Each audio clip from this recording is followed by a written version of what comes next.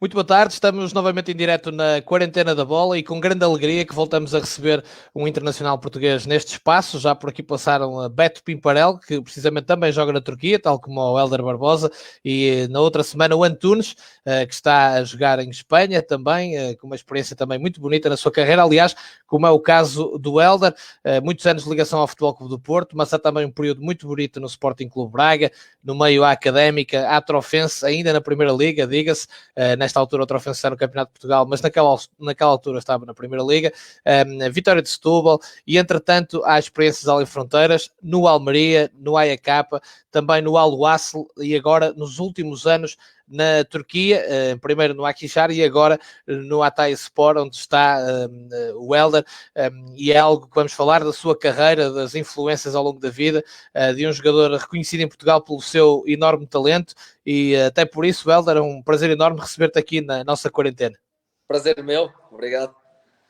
Hélder, vamos começar por aí, a quarentena, como é que estás a lidar com isto tudo? Ainda tiveste algum tempo na Turquia, entretanto regressaste aqui a Portugal e estás à espera da ordem para voltar, não é?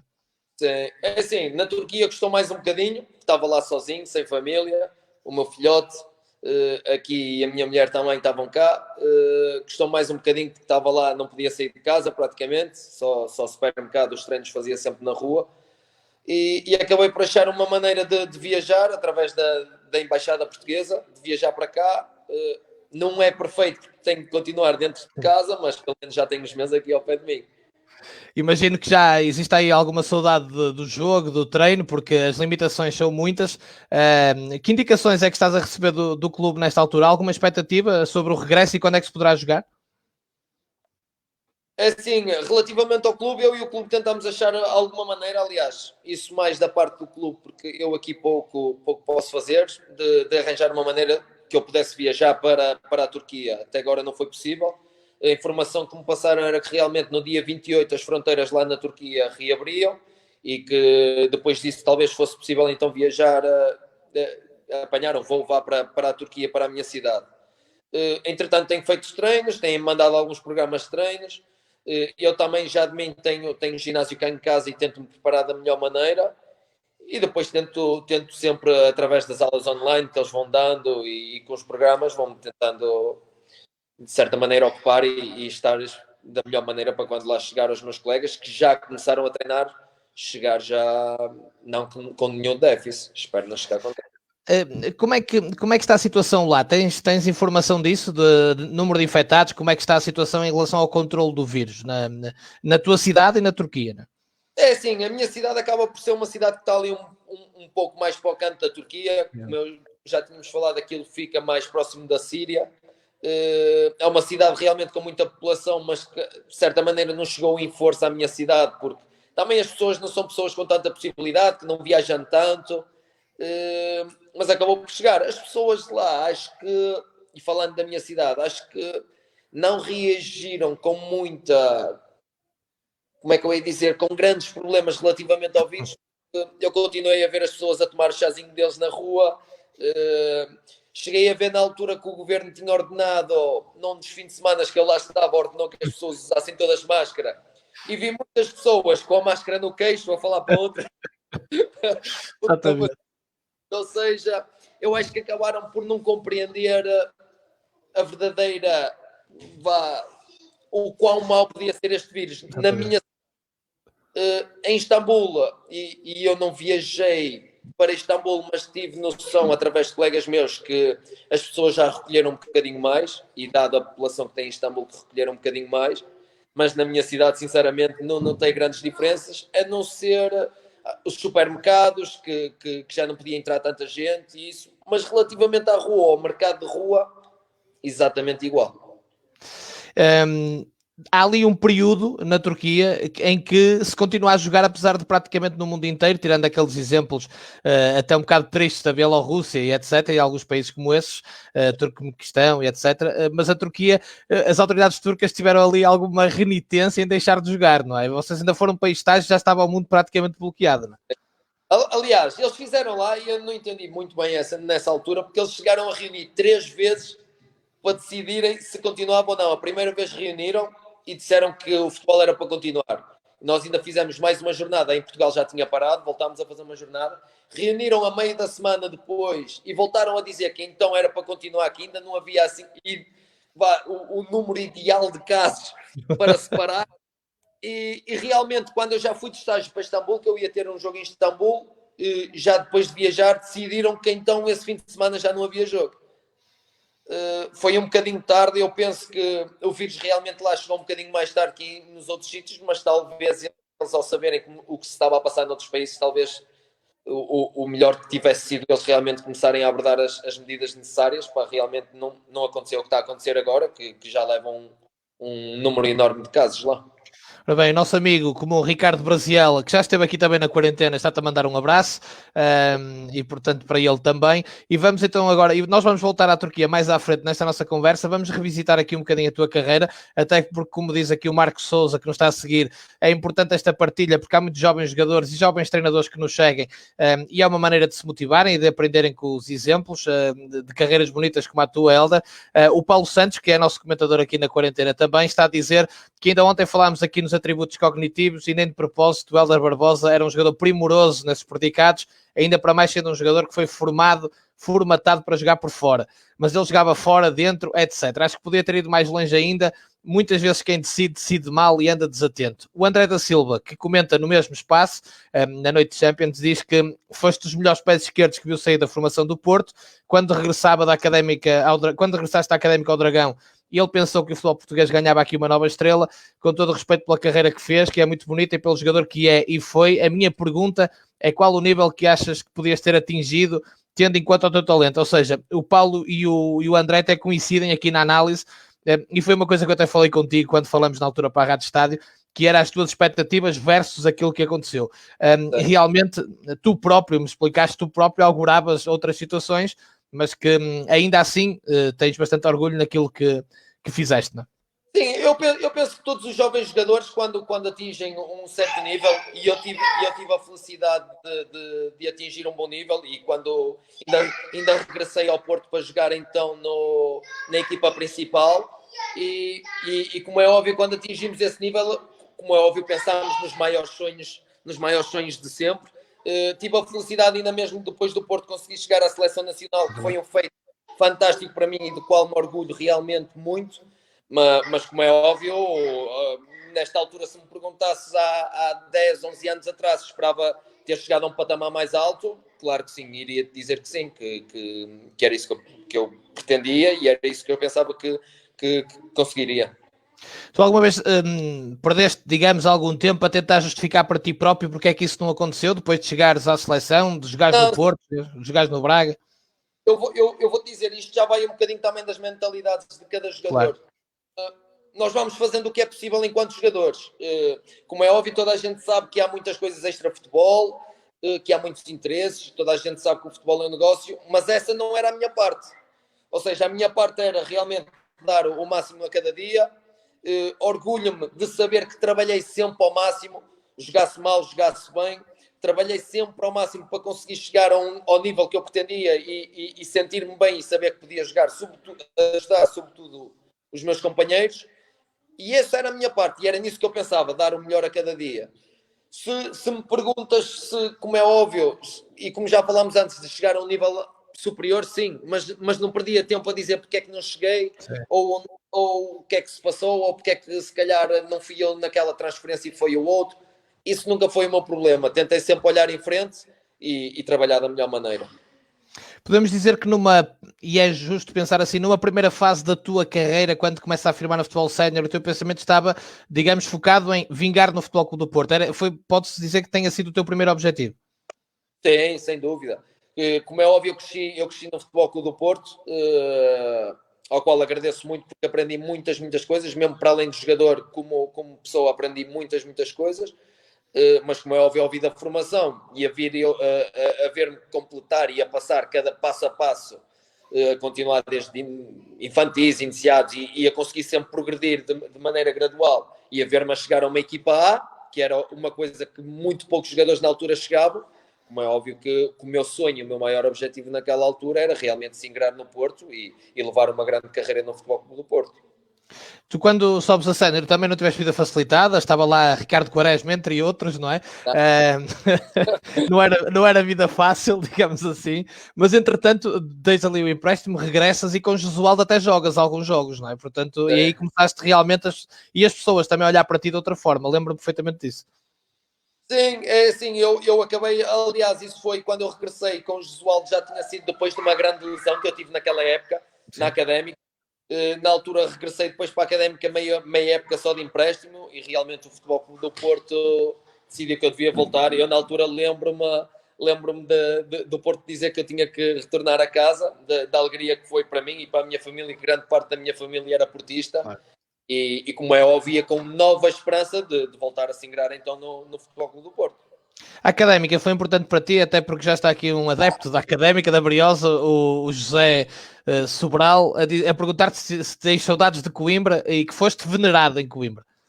Muito, mas muito. Aliás, eu se consegui fazer grandes épocas na altura em Coimbra, foi realmente da maneira que me receberam. Atenção que a Académica, eu já nem falo da minha segunda época, falo da primeira, foi de certa maneira o meu trampolim para a Primeira Liga, porque foi o meu primeiro ano realmente a jogar numa Primeira Liga, de forma consistente, e foi muito importante a maneira como eles me receberam lá. A cada jogo, as pessoas da maneira que me trataram, em todos os momentos, atenção que não tenho uma única coisa para dizer para agentes de Coimbra, porque trataram-me realmente muito, muito bem. Welder, estamos aqui a revisitar um bocadinho o teu percurso. Tu depois também tens aqui duas experiências interessantes por isto. Trofense e Vitória de Setúbal com muitas dificuldades. E a lutar para não descer, uma situação competitiva em que ainda assim se privilegiava muito o que agora se chama a transição. E tu foste ganhando espaço, mas também foste amadurecendo muito o teu jogo, não é? Consegues-me ouvir, Helder? Agora sim. Estava-te a perguntar de que forma é que o Trofense e o Vitória de Setúbal, apesar de estarem em grandes dificuldades competitivas na altura, não é? Mas porque jogavam muito em transição também, de que forma é que te ajudaram também a amadurecer o teu jogo? Porque foram situações difíceis pela situação dos clubes, mas tu pareces ter saído daí muito mais forte e basta ver o que fazes a seguir, por exemplo, no Sporting Clube Braga.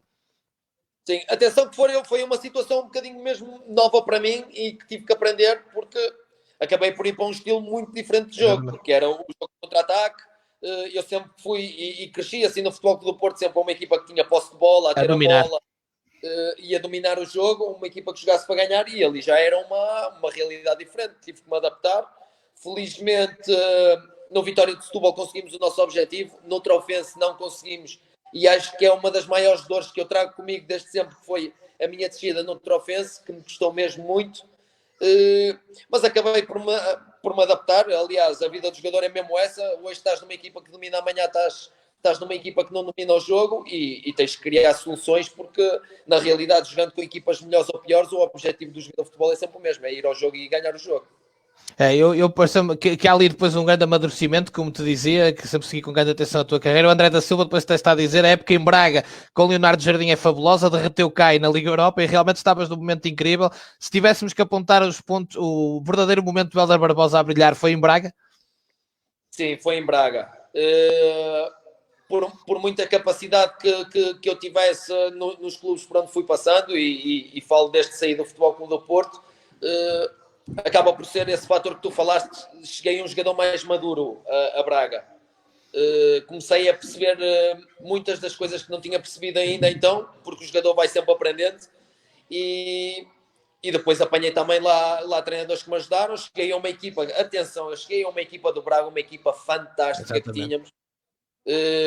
Por isso aquilo acabou por ser um trabalho de grande ajuda dos meus colegas, porque eu apanhei lá jogadores realmente com muita capacidade e acabaram por me ajudar, e acabei por fazer muito boa época lá em Braga.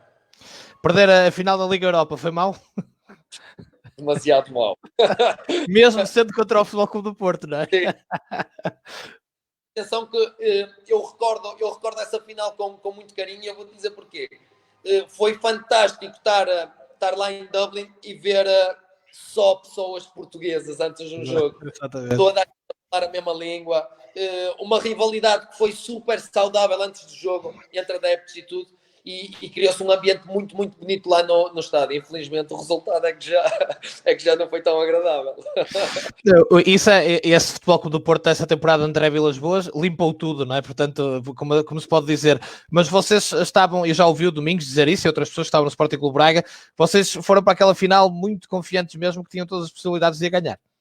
Sim, atenção que nós antes de chegarmos a essa final temos que ver que o nosso percurso fomos eliminando equipas que eram bastante superiores a nós e podemos citar já uma enormíssima equipa que era o Liverpool.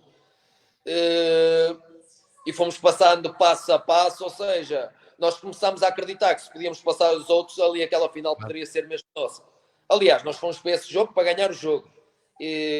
Infelizmente também, e o Porto estava num grande ano e basta recordar alguns jogadores que aquilo era uma equipa de Falcão, Hulk, Ramas, Moutinho, não é? Quer dizer, sim, era realmente uma equipa fantástica de monstros e batemos-nos muito bem, mas realmente o Porto acabou por ser mais feliz no resultado e finais são para se ganhar.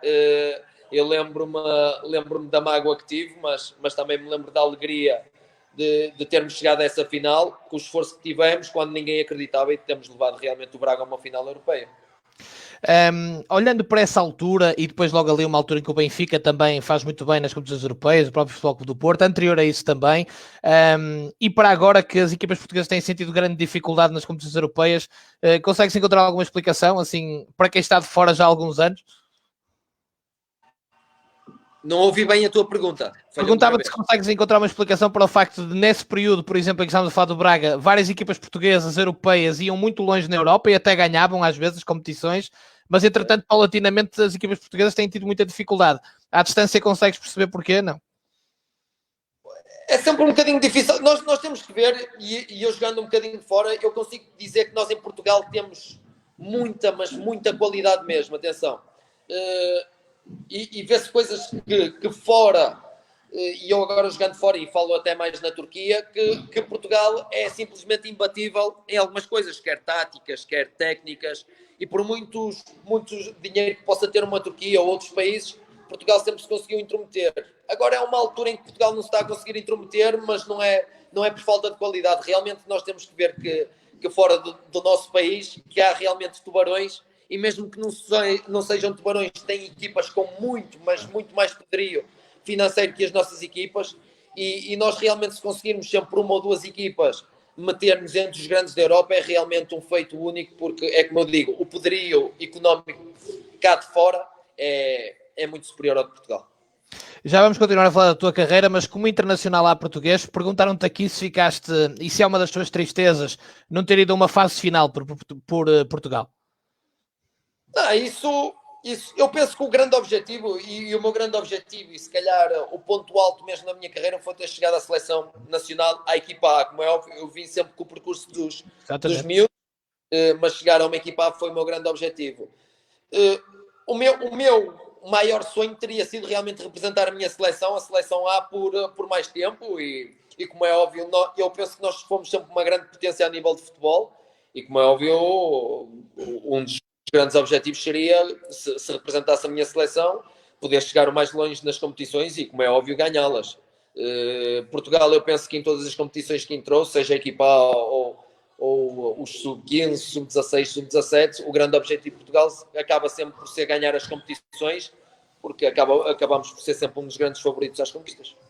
Achas que esta vitória no Euro 2016 permitiu ao futebol português ficar um bocadinho em paz com a história? Porque tínhamos andado perto muitas vezes, mas falhava sempre alguma coisa. Desta vez, finalmente, lá se matou o borrego, não é? Mesmo. E eu vou dizer, eu lembro-me de estar na Grécia em pré-época, nessa final de Portugal, e o que eu festejei lá junto dos meus colegas gregos. Os gregos te devem dar cabo da cabeça por causa do Euro 2004, não é? A dar na cabeça antes da final, a dizer que é mais uma final que tu vais perder. Eu passei ali, juro-te, eu acho que fiquei 1 hora, 2 horas a berrar no quarto de cada colega meu grego. Mas eles mesmo depois disso sempre a mandar a cara, também ganhaste esse jogo, mas contra nós não tinhas essa força e fomos ao teu país ganhar e essas coisas. Mas foi muito bom, acabou por nos dar alguma notoriedade também e por conquistarmos um objetivo que já perseguíamos há alguns anos. O Helder, ainda por cima, tu no AEK eras treinado por um ex-jogador que tinha sido campeão da Europa, não é? O Delas.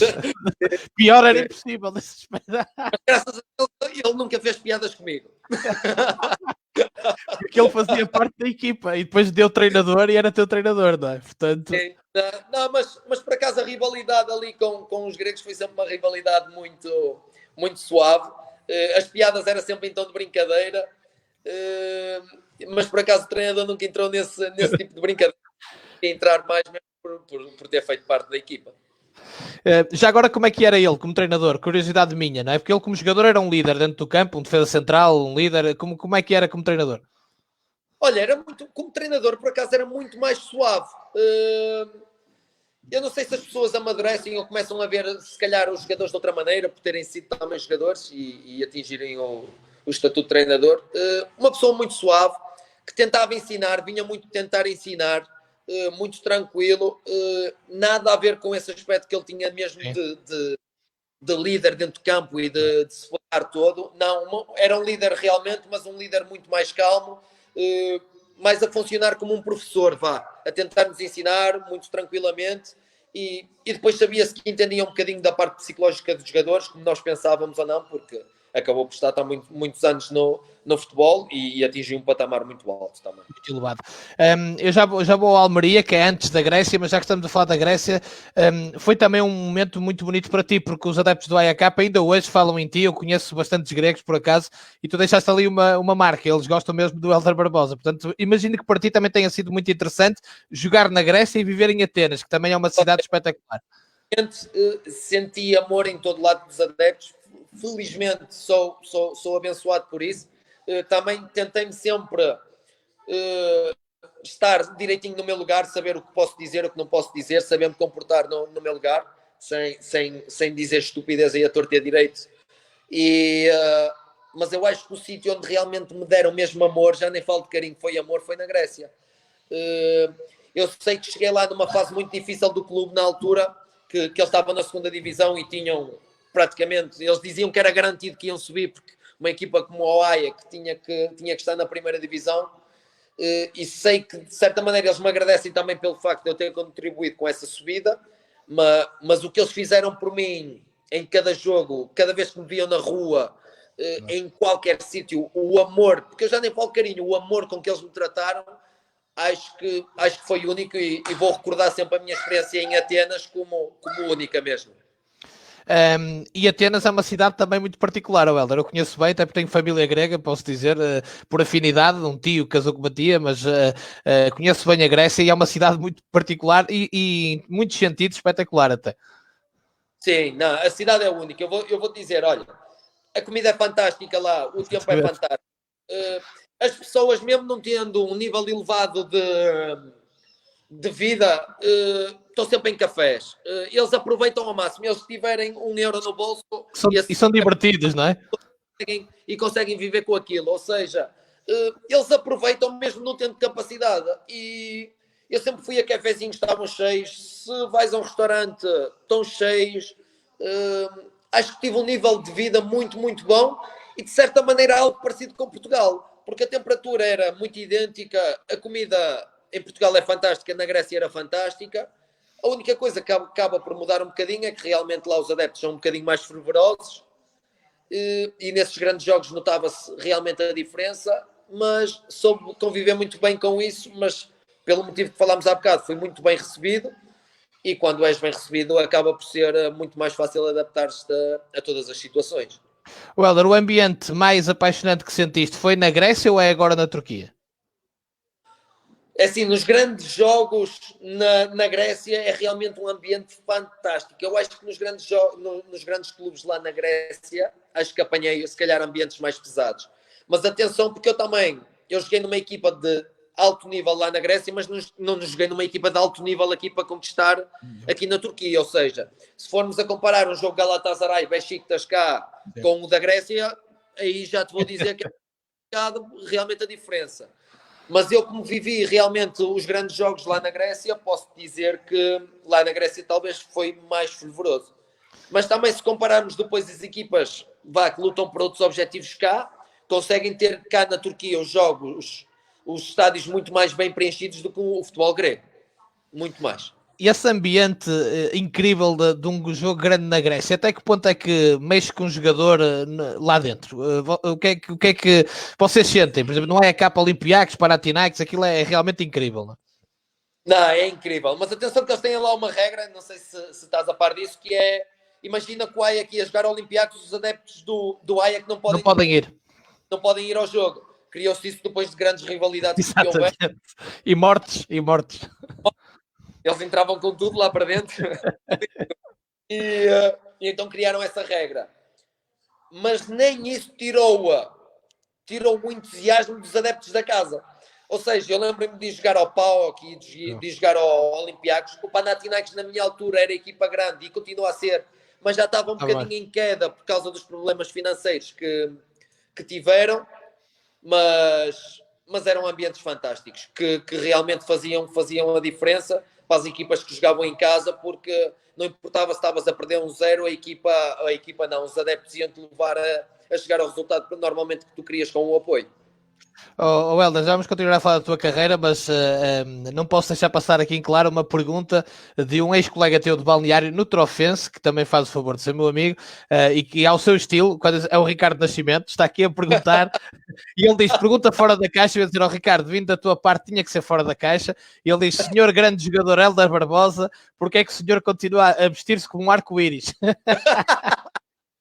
Olha, vou-te dizer uma coisa, e agora falando do Ricardo.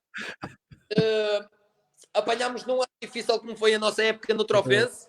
Foi uma época super, super difícil, em que fomos tratados pelas pessoas de lá de maneira excepcional. O clube nunca falhou em nada connosco. Nada, absolutamente nada. E o Ricardo, posso dizer que foi dos jogadores, eu não digo completos, mas a nível técnicos, de capacidade, brutal, dos jogadores que pude e que tive a felicidade de apanhar. E realmente saí do Trofense e cheguei depois, se calhar, a um Braga um dia mais tarde, melhor jogador, foi por apanhar jogadores como o Ricardo. E o Ricardo, infelizmente para nós portugueses, precisou de ir para a Coreia do Sul para ter o devido reconhecimento e ser tratado como um deus. Esse é um deus na Coreia do Sul, onde jogou. Os coreanos ficaram fascinados e não era de menos, porque era um jogador realmente fabuloso. Helder, continuando, vamos então aqui só puxar um bocadinho atrás para irmos ao Almeria. Futebol espanhol, que tem sempre um lado atrativo muito interessante. Como é que foi essa experiência? Olha, foi uma experiência boa porque acabei por ir para uma liga que tinha vontade de jogar e essa sim com um nível superior ao português. Fui apanhar lá os melhores do mundo nesse campeonato, fui aprender com eles também e fui apanhar de certa maneira uma realidade um bocadinho diferente, um bocadinho mais exigente e que me fez crescer, que me custou. Sobretudo os primeiros meses gostaram-me, porque mesmo sendo uma língua muito parecida, acabou por ser o meu primeiro ano fora da minha casa, do meu país, e que me custou um bocadinho, mas que me ajudou imenso depois no futuro, no que veio para o futuro, e acabei por sair também mais uma vez um jogador diferente daí, e creio que para melhor. Era um objetivo teu jogar em Espanha ou foi algo que sucedeu naturalmente? Assim, era um sonho jogar. Eu sempre tive ligas que via muito, claro. mas acho que de certa maneira ganhei algum carinho, algum desejo de jogar. Era Inglaterra e era Espanha. Tive a felicidade, então, como falámos, de jogar em Espanha. Foi algo que se proporcionou também para jogar depois da época que eu tinha feito em Braga e foi uma coisa que eu vi com bons olhos. Tinha ido por empréstimo na altura para a Almeria por uma época. Acabámos por conseguir o objetivo, que o Almeria também era uma equipa que estava na primeira, mas também não era uma equipa regularmente que jogava na primeira divisão, e conseguimos o objetivo de nos manter e acabou por ser uma época enriquecedora para mim. Helder, depois do AEK, do AEK, aparece o Dubai, o Al Wasl, que eu também já fui lá conhecer pessoalmente com o meu amigo Pedro Correia, que também conheces bem, que está aqui. Foi a primeira pessoa a deixar aqui uma pergunta. Às sextas-feiras está sempre aqui na quarentena da bola comigo, o Pedro, um grande amigo, e ele pergunta-te se tens saudades do Dubai. Olha, é assim, falar por fases. Se me falas que tenho saudades do futebol do Dubai, vou-te dizer que não. Atenção que as pessoas não têm também noção do quão difícil é jogar no Dubai. Primeiro pelas condições climatéricas que a umidade é incrível, o calor. Eu se disser que o primeiro treino que fiz lá, pensei que ia desmaiar com a temperatura, eu não sabia como os meus colegas jogavam lá com aquela temperatura, juro. E depois, atenção que tem jogadores de qualidade lá, que as pessoas não têm noção disso. Por norma, há 2 ou 3 equipas que vão buscar sempre os melhores jogadores locais. E isso é o que acaba por fazer a grande diferença no Dubai. Mas voltando à pergunta que perguntaste, se tenho saudades do futebol, não. Se gostei de viver lá muito, muito. Tenho um nível de vida muito, muito bom. É um nível de vida caro, pronto, toda a gente sabe, mas realmente tens distrações para toda a hora. Eu tinha ido com o meu filhote na altura. Se eu perguntar ainda agora ao meu filho qual é o país que gostava de que o pai... Ele diz direto do Dubai. Lá havia parques aquáticos, os shoppings eram... Os miúdos quase que podiam andar de carro lá dentro. Então, para ele vai recordar sempre o Dubai como o melhor destino turístico. É verdade, você normalmente vai de férias e poder jogar lá, não é? Eu só estive lá 15 dias e tenho saudades, portanto é normal, perfeitamente.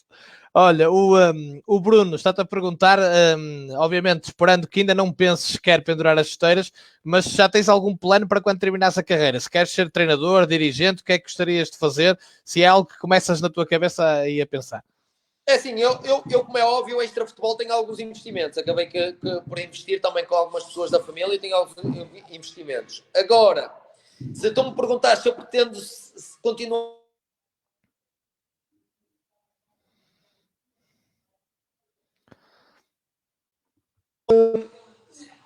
que ainda não te sei responder. Eu vou dizer porquê. Há tanta coisa extra futebol que me tirou de certa maneira um bocadinho do amor que tenho pelo futebol, que eu não sei se depois vou querer andar nessa parte dos bastidores a conviver com esse género de situações. O amor pelo futebol vai ser, o que se passa dentro das 4 linhas vai estar sempre o meu amor por isso, mas não sei se realmente vou continuar ligado ao futebol. O futuro dirá. Neste momento não tenho certezas sobre isso. Mas o treino é algo que te apaixona? Por exemplo, olhas para a questão do treino, porque acabas por estar mais perto, não é? Sim, não, mas é como eu te digo, essa parte do treino, a parte do jogo, tudo o que se passa dentro de um campo, a maneira, os balneários, o que passamos dentro dos balneários, o convívio, essas coisas de estágio, eu sei que há dias que é um bocadinho chato, mas essas coisas dos estágios vão ser sempre coisas que vão deixar saudade, e isso é inevitável. Realmente, se eu tenho algumas reticências quanto a isso, é mesmo pelo que há extra futebol. O ambiente, claro. E de querer isso ou não. Mas o futuro dirá. Sabes que também as vidas das pessoas são consoante as oportunidades que vão aparecendo e o futuro dirá. O Helder, ontem o José Gomes, o Mr. José Gomes, agora, atual treinador do Marítimo, disse aqui em direto, e já o Luís Castro tinha dito a mesma coisa, a melhor profissão do mundo é de ser jogador de futebol. Também concordas? Sim, concordo. Atenção que as pessoas confundem às vezes também a melhor profissão do mundo com uma profissão sem dificuldades nenhumas. Que são coisas diferentes. Sim, sim. Nós estamos em que gostamos realmente do que fazemos. Ganhamos dinheiro para fazer aquilo que gostamos. Mas atenção que isto não é o futebol que nós temos com os amigos, em que realmente desfrutamos de tudo. E em que se perdermos ou se ganharmos não se passa é tudo nada. Igual. Vamos para casa não se passa nada. Não, nós sofremos com a profissão que nós temos. Nós temos restrições. E depois nós temos ainda a parte que mexe muito com o psicológico, que é levar com muitas vezes com os adeptos e com a pressão do exterior, que é muito difícil muitas vezes, não só para nós, mas com a família que nos acompanha. Pessoas que não sabem estar, há muitas, não é? Sim, sim. E acabamos por ter que conviver com isso. Por isso, é a melhor profissão do mundo? É. Agora, não é uma profissão sem dificuldades e as pessoas às vezes confundem as coisas. E pensam que os jogadores são todos milionários e que é só esbanjar dinheiro, mas não é bem assim. E há muitos jogadores que... Porque, atenção, há muitos jogadores que estão lá fora, que nós sabemos em países muitas vezes mais complicados, que vão e não recebem. Mesmo que recebam, não vão por contratos milionários. Nem toda a gente é Cristiano Ronaldo para receber os valores que eles recebem. Temos muita gente cá que está em segundas divisões, Campeonato de Portugal, o que seja, que não tem salários para mais do que o seu mês, ou seja, dá para sustentar realmente para o mês, mas que um dia acabando, porque é uma atividade muito, muito curta, o futebol, que um dia não vão ter dinheiro para sobreviver, como ganharam, não dá para fazer o pezinho de meia, como costumamos chamar.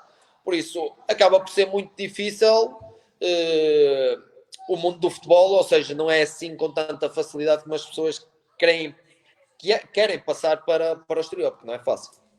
Olha, já agora e porque tocaste nisso e saúde por isso, porque eu na quarentena da bola tenho tentado trazer sempre um discurso em que se fale do jogo e demonstrar às pessoas que é bonito falar do jogo e menos de outras questões laterais, mas perguntava-te exatamente isso, ou seja, costuma-se dizer que toda a gente quer ser jogador de futebol e portanto há os jogadores de futebol e há os que quiseram ser e não conseguiram.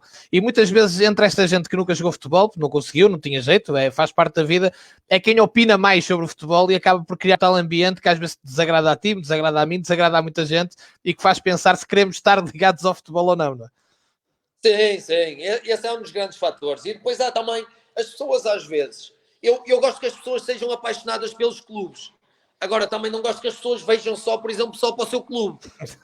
Porque eu vou-te dizer, eu cresci no Porto, tenho família grande parte do Porto, mas se houver alguma situação que eu tenha que comentar que em que o Porto foi favorecido ou algo do género, é porque Claro. acho que foi favorecido.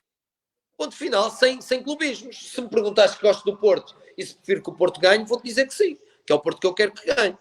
Agora, as pessoas têm que também saber diferenciar um bocadinho, porque há pessoas que se vieram de um clube qualquer, dão uma sarrafada no outro, eles dizem que não viram. Mas foi ao contrário e já dizem que viram. E se calhar já vão na rua e vem esse jogador que se deu a sarrafada e ainda lhe dão um sapato. Exatamente. Isso são situações que acabam por ser um bocadinho difíceis para nós jogadores que temos que conviver muitas vezes com isso.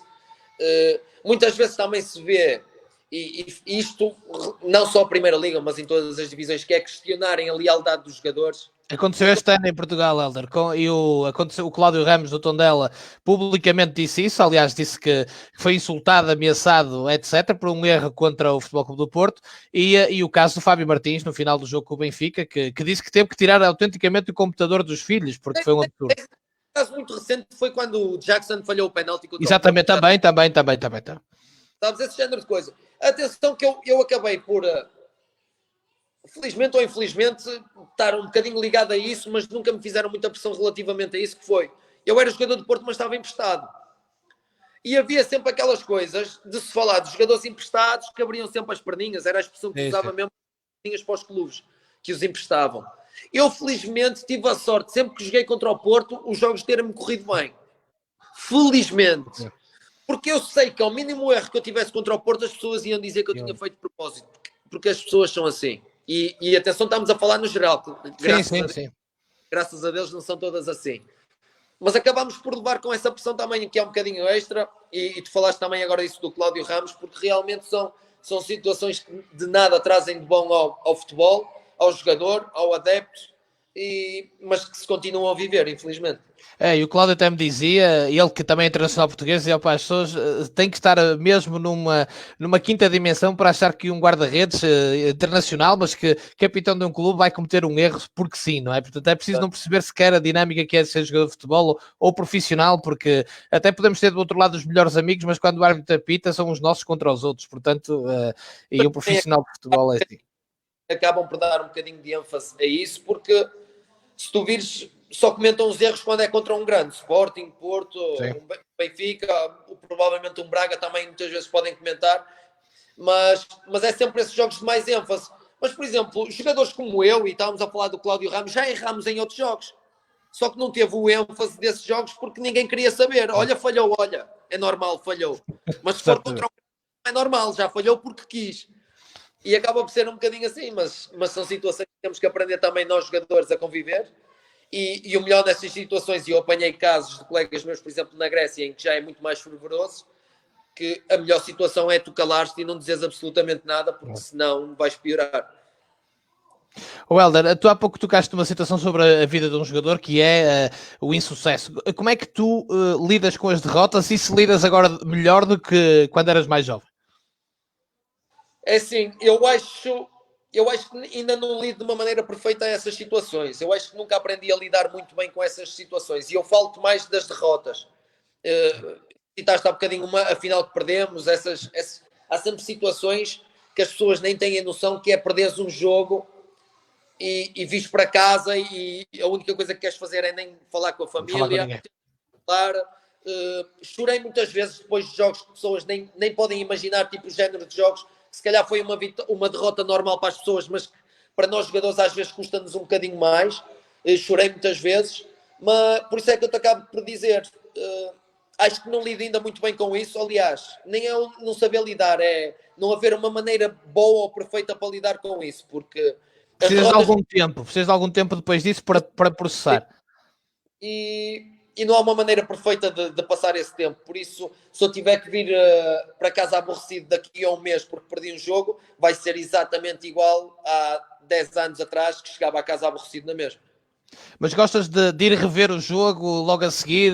Não? Como é que processas? Quando corre mal? Pergunto quando corre mal. Jogos, mas eu sou do género de pessoa, imagina que o jogo me correu mal, muitas vezes, e ficar com as jogadas em que eu errei na cabeça, ir a matutar e a dizer porque é que eu não fiz de outra maneira, podia ter feito de outra maneira, porque é que eu não pensei mais rápido, porque é que eu se calhar não controlei a bola de melhor maneira para finalizar da melhor maneira. E isso são coisas que ficam a rodar muito, muito na minha cabeça. Sou realmente de estar, e não é por um dia, muitas vezes, sobretudo à noite, quando o ambiente fica mais calmo, de continuar a pensar muito nas situações. Sou esse género de pessoa e massacro-me muito, por acaso. Sou de me massacrar. Sou de esquecer com facilidade o que faço de bem, mas sou de me massacrar muitas vezes com o que faço de mal. E é aí que entra, se calhar, muitas vezes, e que me ajuda muito, que é a família. Que é a família, por norma, é que realmente nos ajuda a levantar. Ou seja, colocas muita exigência em cima de ti próprio. Muito, muito. Aliás, imagina que às vezes um treinador, que se faz muitas vezes essas análises depois dos jogos, e me vier dizer, imagina, Hélder, falhaste ali o passe. Eu já tinha aquela imagem que ele falou, já tinha pensado muito antes, e porque realmente sou de me massacrar com as situações. Mas sou de lidar, por exemplo, já sou de lidar muito bem com a chamada de atenção, sou de lidar muito bem com isso. Aliás, eu tento sempre improvisar e tentar melhorar o que posso melhorar, porque nem tudo se dá para melhorar, não dá para chegarmos sempre a um patamar dos gigantes, dos monstros, mas tentar ser a nossa melhor versão. Olha, tens aqui alguém, o Leandro Isaac, que está a dizer que tu és um bocadinho ranhoso em treino e em jogo e quando perdes és horrível. Sabes que esse meu colega na altura era da escola do Porto também e ele era defesa, por isso é que ele fala assim. E eu por acaso acho que foi uma das poucas coisas que eu realmente melhorei com o tempo, que era, eu sempre levei muita porrada. Só que eu tinha uma coisa, eu quando era mais miúdo ele deu-me porrada e eu vou outra vez para cima dele. E então eu era muito, depois de levar a porrada, está sempre a falar. Por isso é que ele diz que é ranhoso. Eu acho que todos os meus colegas de defesas que me apanharam nas escolas do Porto, sobretudo, seleções, vão-te dizer exatamente o mesmo que o Isaac me disse. Olha, já agora, quem foi o defesa que te marcou mais? Marcou a sério, assim te dá paulada, tu que nunca mais te esqueceste. Ei, olha, eu apanhei tanta gente, mas eu vou-te dizer uma coisa, eu acho que todos os clubes, eu não posso dar mesmo o nome, porque eu acho que todos os anos que eu apanhava alguém, eu apanhei, olha, sobretudo os defesas direitos, Exatamente. Os direitos das minhas equipas, apanhei tanta gente, eu acho que me pegava sempre com eles nos treinos, não disto, mas de boca. Mas eu acho que era o jogo todo. E eu acho que com esta situação de eu ser meio ranhoso nisso, eu acho que lhes dava mais vontade a eles de me apanharem, sabe? Então acabei por ser sempre massacrado. Eu era mais massacrado nos treinos que nos jogos. Exatamente. E quer dizer que os treinos eram bons. Ora bem, o João Lains, dizendo que tu fizeste parte daquela famosa geração campeã europeia em 2003, desse grupo ainda mantens o contacto com colegas e há algum jogador que te impressionasse naquela época ou uma grande amizade tenha crescido na seleção nessa altura? Olha, eu por acaso, eu tive muita sorte também, se nós formos ver nesse ano que fomos campeões, muitos deles são realmente estrelas já, estamos a falar de Moutinhos, que estavam lá.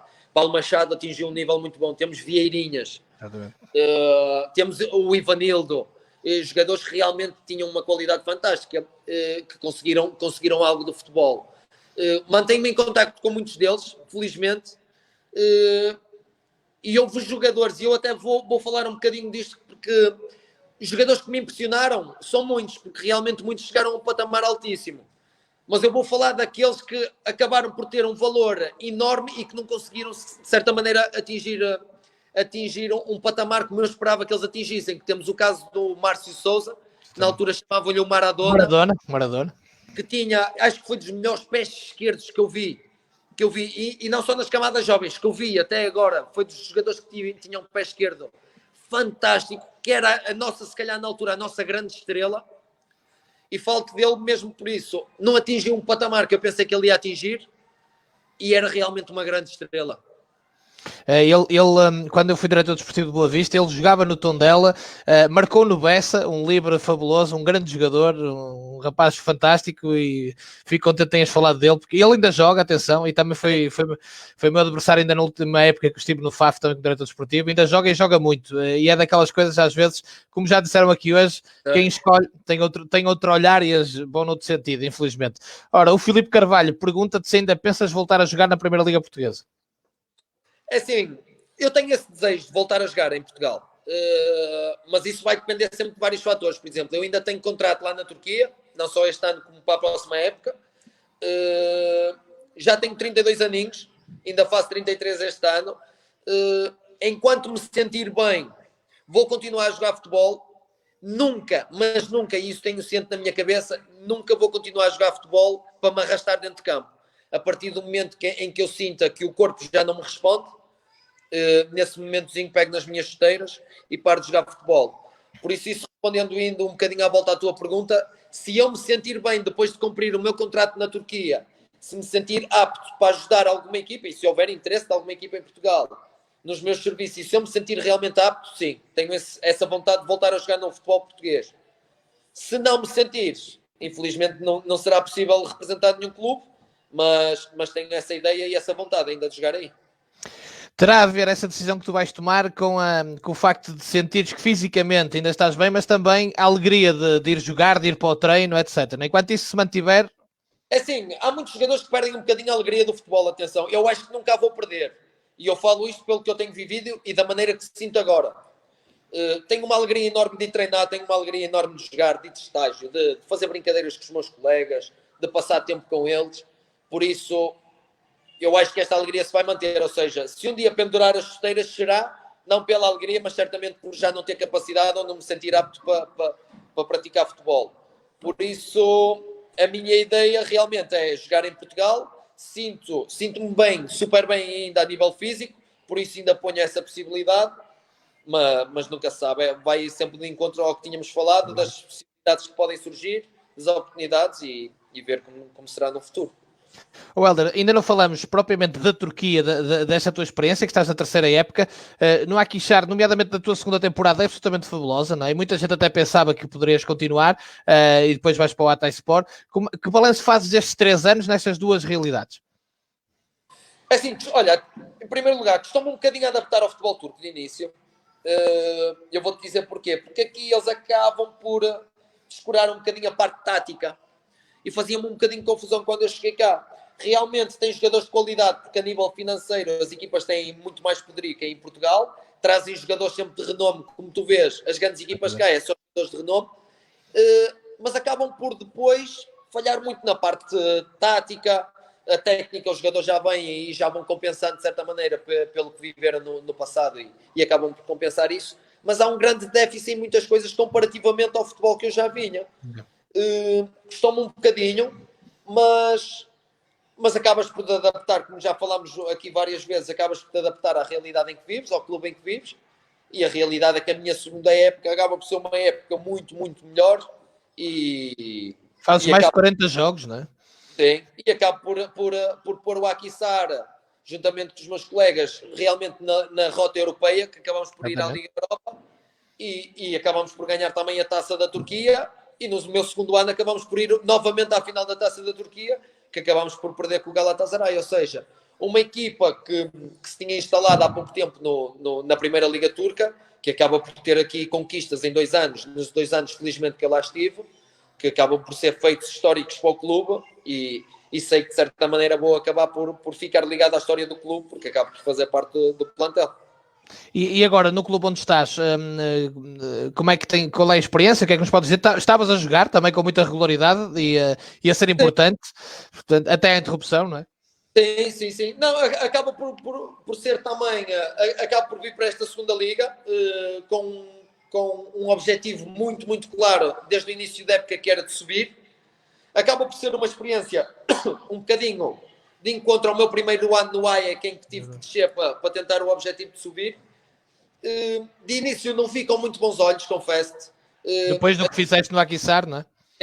Pela época como tinha corrido, depois acabaram por surgir algumas propostas também para a Primeira Liga que acabaram por falhar por um ou outro detalhe, sobretudo nestas coisas de jogadas de dar a palavra e depois falhar, já querem dar outra vez e acaba por falhar isso, situações extra-futebol, como tínhamos falado, que acabam por falhar, e depois também pela situação onde se encontrava a minha cidade atual. Está da Síria, não é? Deixaram muito reticente mesmo, como eu tinha falado contigo, falei com muita malta amiga antes de me mudar para lá, que me falaram, disseram que era uma cidade que não esperasse que fosse uma cidade fantástica, porque não tinha realmente muita coisa para fazer, mas a falar muito bem do clube e a dizer que realmente iam ser uma séria candidata a subir. Então depois, com aquelas coisas, negociar, com o interesse mostrado sobretudo pelo treinador que me ligava todos os dias, acabei por aceitar e neste momento estou super feliz por aceitar, porque realmente estamos em primeiro lugar já há largas jornadas, quase desde com 4 pontos de vantagem já. Sim, mas sabes que são sempre duas equipas que sobem e acabamos por estar neste momento a 7 pontos do terceiro classificado, o que nos dá uma larga vantagem e acabo por estar contente com a minha decisão, porque acaba por ir de encontro ao objetivo que eu tinha, que era subir. E essa questão da cidade ser perto da Síria, nunca tiveste nenhum problema com isso? Olha, o único problema que tive foi antes de assinar, porque não conhecia. Aí custou um bocadinho. E depois chegar o primeiro choque que tive a ver a cidade, porque é uma cidade muito mais pobre, que eu, quando estava no Aquissar, vivia em Izmir, que é uma grande cidade, muito poluída, acabei por ter um bocadinho um choque de chegar a uma cidade pequenininha, muito diferente, as casas já mais em ruínas, coisas assim que me deu um bocadinho de choque, mas que a nível de segurança senti-me super seguro, sem qualquer outro problema, nunca houve nada que se passasse aqui, por isso acabo por ter ali uma vida um bocadinho mais pacata do que tinha em Izmir, mas acabo por ter uma boa vida lá e continuo a ter os meus treininhos como tinha antes, os meus treininhos e os meus objetivos diários. Helder, tu ao longo da carreira foste treinado por treinadores como Manuel Machado, Domingos Paciência, Leonardo Jardim, Josualdo Ferreira, quer dizer, grandes nomes. Houve algum que te marcasse especialmente ou algum que tu digas, este tirou o mesmo partido de mim, das minhas qualidades? Olha, é assim, porque há aqui por várias etapas. Se vamos dizer o que tirou o melhor de mim, eu penso que isso é muito claro, que foi o Leonardo Jardim. Fiz uma época super boa, joguei muitos jogos mesmo, a nível de minutos também. Aliás, a nível de gols também foi a minha melhor época. Ou seja, acabei por atingir, penso que talvez o meu máximo com o Leonardo Jardim. Agora, a nível de treinadores de qualidade, apanhei tantos, mas tantos. Tantos que me ensinaram mesmo. Tive a sorte de, não aprendi com ele, mas tive a sorte de ser treinado ainda pelo melhor do mundo, que era o Mourinho. Sim. Que na altura acaba por ser também um choque para mim, que era um menino com 16 aninhos, que fui na altura para a estreia do Dragão, em que ele me chamou e acaba por apanhar ali o senhor Mourinho. Apanhei um senhor que toda a gente lhe chama professor e não é por acaso, que é o Josualdo Ferreira. Verdade. Uma maneira muito única de ensinar e coisas tão simples que ia mesmo ao pormenor, que ele ensina as coisas muito ao pormenor e que me ajudou muito mesmo, mas acabo por apanhar grandes treinadores, mas acabo por recordar se calhar esses, mas como poderia dizer muitos outros. Apanhei o Manuel Machado, que me ajudou muito na Académica no meu primeiro ano, Domingos Paciência, que me treinou na Académica e no Braga chamou para Braga. Ou seja, acabo por apanhar muitos treinadores que realmente todos eles fizeram um bocadinho parte do meu crescimento e que se estou aqui, se atingir de certa maneira, não um grande nível, mas um bom nível, lhes devo a eles, treinadores e companheiros que apanhei ao longo da vida. Isso é certo. A nível de futebol jogado, daquilo que é a cultura do jogo, qual foi o país em que tu te sentiste como peixe na água? Dos que jogaste fora de Portugal? Fora de Portugal, o espanhol, sem dúvida. Porque tinha muitas coisas parecidas a nível técnico, a nível tático, são fortíssimos. Depois apanhei os melhores e com os melhores, eu penso que é sempre com os melhores que tu aprendes mais. Apanhei grandes jogadores. Aliás, eu na minha época de Almeria apanhei jogadores como o Alex Vidal, que depois disso foi para Sevilha, Barcelona, e apanhei o Suso, que eram jogadores da minha posição, o Suso que está no Milão. Ou seja, apanhei miúdos que eram craques, que me ensinaram bastante. Apanhei já homens feitos lá também no Almeria, que me ensinaram muito a nível da cultura, a nível do que era o futebol, a nível como abordar diferentes temas a nível do futebol, e penso que foi aí que me senti, a nível de futebol jogado, me senti melhor. O Duda, está-te aqui a perguntar, Duda da Conceição, sendo que foste um jogador que andaste sempre com a casa às costas, não é? A partir de certa altura, qual foi o jogador que mais admiraste e que mais gostaste de ter trabalhado? E ele está a mandar um abraço de Moçambique, estamos a seguir Moçambique, um abraço para Moçambique. Um jogador que tenha marcado particularmente. É assim, tanto em Portugal como fora. Sim, sim, ele diz que comandaste pelo mundo, não é? Portugal também pode ser. Olha, isto, buscando se calhar grupos, eu fora eu penso que o jogador com mais qualidade e que mais me marcou fora, acho que foi o Sousa. Fora. Acabaste de falar dele, exatamente. Um jogador fantástico. O que eu via lá era, por muito que os jogadores o tentassem defender e muitas vezes descobrissem qual era o drible que ele ia usar, acho que era o melhor jogador que saía de todas as situações. Fossem situações difíceis, fáceis, arranjava sempre um jeito de sair. Aliás, é um jogador que está no Milão, mas que a meu ver poderia estar numa equipa que lutasse por coisas muito superiores ao Milão neste momento. A nível de Portugal, tenho tantos para te falar. Apanhei o Vianas, apanhei Custódio. Eu vou-te dizer o Custódio porque eu vou-te dizer, o Custódio para mim, e ainda bem que ele está a conseguir tudo que ele está a conseguir agora ao Custódio, chegar a uma equipa do Braga. O Custódio, penso que vou sempre lembrar o Custódio como um dos melhores profissionais que eu apanhei ao longo da minha carreira. É dos poucos jogadores que eu posso dizer que se ele me mandasse fazer uma coisa, por muito que eu achasse que dentro de campo não era o melhor, o faria por ele, porque sei que ele estaria ali sempre por mim, em qualquer situação. É um jogador que nunca se queixa de nada, não tem dias maus no treino, dá 200% em cada treino, e o Braga não podia ter melhor pessoa do que um Custódio, com a maneira de ser, para liderar. É realmente, penso que se calhar o melhor líder que eu apanhei. Agora, vamos ver os jogadores que eu apanhei. Apanhei Jorge Costas. Senhor, para mim não era um...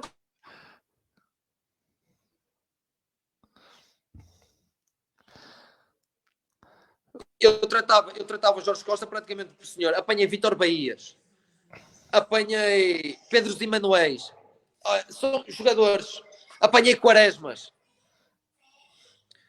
Apanhei um monte de jogadores que realmente são estrelas e que, de certa maneira, eu me sentia um bocadinho pequenininho por estar ali ao lado de grandes estrelas como... E estes foram só alguns dos que eu citei. O Helder, a gente está-te a ouvir, mas deixou de te ver. Não sei o que é que terá acontecido, mas estávamos-te a ouvir. Portanto, que o fundamental era isso. Aconteceu que ficou a negro. Qualquer coisa, tu agora ligaste e desligaste a câmara, mas ficou a negro na mesma. Não, estavam-me a ligar. Provavelmente foi isso. E agora... agora parece que tens a câmara... Agora está. Conseguido. E conseguimos perceber a questão dos jogadores que tu falaste. Mas, como falaste em Custódio, lembrando do Custódio jogador, não te surpreende então que possamos estar aqui perante um treinador de sucesso? Não, porque há pessoas que nascem para determinadas coisas. O Custódio nasceu para ser líder, ponto. O Custódio, por muito que nós tivéssemos, se calhar, num balneário, pessoas que se calhar com mais nome, na altura lembro-me de jogadores que estavam a fazer grandes épocas, Limas, Hugo Vianas, Alás, isso, toda a gente acho que olhava para o Custódio como sendo um líder da equipa. Porque o Custódio sabe incentivar, sabe a maneira como incentivar. Ele aborda as pessoas de maneira diferente. Que ele sabe, por exemplo, comigo tem que falar de uma maneira, mas que o outro já tem que falar de outra. E era uma pessoa que eu respeitava muito dentro de campo e que via que toda a gente respeitava. E para mim, sinceramente, acho que vai ser um grande líder agora em frente do Braga. E muita sorte para o Braga. Olha, e antes de fecharmos, ainda te lembras onde é que estavas e como é que recebeste a notícia que ias à seleção A? Olha, boa pergunta.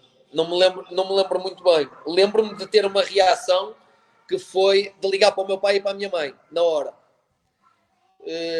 Lembro-me de ligar para eles, sobretudo para o meu pai, porque o meu pai sempre me acompanhou mais nestas coisas do futebol, e a minha mãe ficava mais ligada à área da minha escolinha, Exatamente. sabes? Então lembro-me de ligar para o meu pai, emocionado, a dizer-lhe que tinha realmente atingido um nível que sabia que eu ia deixar orgulhoso e tinha-lhe dito que ia à seleção. E lembro-me do orgulho do meu pai, aliás, essa imagem vai-me ficar sempre na cabeça por ter visto, aliás, neste caso ouvido, a reação do meu pai e ver que ele ficou emocionado. Ou seja, essa imagem nunca ninguém me vai tirar da cabeça e por isso é que eu te digo que foi dos momentos mais bonitos ter ido à seleção e realmente era o meu principal objetivo ter podido representar a minha seleção no máximo escalão. Sentiste naquele dia que todos os esforços que fizeste e a tua família, por ti também, que valeram a pena, não é? Foi mesmo nesse dia que eu senti isso. Foi exatamente nesse dia em que fui chamado que senti que realmente tinha valido a pena tudo. E eu sei que eu trabalho para mim e trabalho para ser cada vez melhor, mas eu nisto, e falando da parte do futebol, não falando da outra parte, eu nisto do futebol sempre trabalhei para deixar a mim orgulhoso, mas para deixar o meu pai orgulhoso nisto do futebol. Visto que ele me acompanhou sempre, cada jogo que eu tive, o meu pai desde as camadas jovens sempre me acompanhou e foi sempre ali o meu ombro. E como eu te digo, eu nunca soube, de certa maneira, reagir bem às derrotas e foi a ele que eu tive ali sempre para me agarrar no braço e puxar-me, sabes? Sobretudo nos momentos maus. Nos momentos bons foi o primeiro a empurrar-me um bocadinho para baixo, para me deixar com os pés assentes, sabes? Sim. E eu tive sorte, atenção, eu tive a sorte de ter um pai assim, porque eu vi se calhar muitos colegas um bocadinho a cair, e digo se calhar jogadores melhores do que eu nas camadas jovens, que muitas vezes acabaram por cair porque se iludiram um bocadinho mais porque não tinham quem os ajudasse nessa parte psicológica, sabes? E sabes que o futebol muitas vezes és um bocadinho iludido porque as coisas estão-te a sair bem, mas jogares nas camadas jovens e depois passar para aquele máximo escalão é um processo muito difícil que muitas vezes, se não estivermos bem amparados, acaba por ser impossível. Helder, não há maneira melhor de fechar do que com essa, até porque fica aí um conselho muito importante para jovens atletas, para pais, que é uma coisa que eu também tenho debatido muito aqui, e desse sentimento de um dia sentirmos que tudo valeu a pena, porque chegamos ao ponto mais alto e para mim, eu sou daqueles que acredita ainda, sou muito romântico nisto do futebol, jogar na seleção A de um país tem que ser o ponto mais alto de uma carreira. E tu deixaste-o aqui claro e fico muito feliz por isso. Foi uma hora muito bem passada, agradecer-te muito por este bocadinho. Obrigado, Remo. Um grande abraço e obrigado. Um grande abraço, estamos em contacto. Um abraço. Obrigado.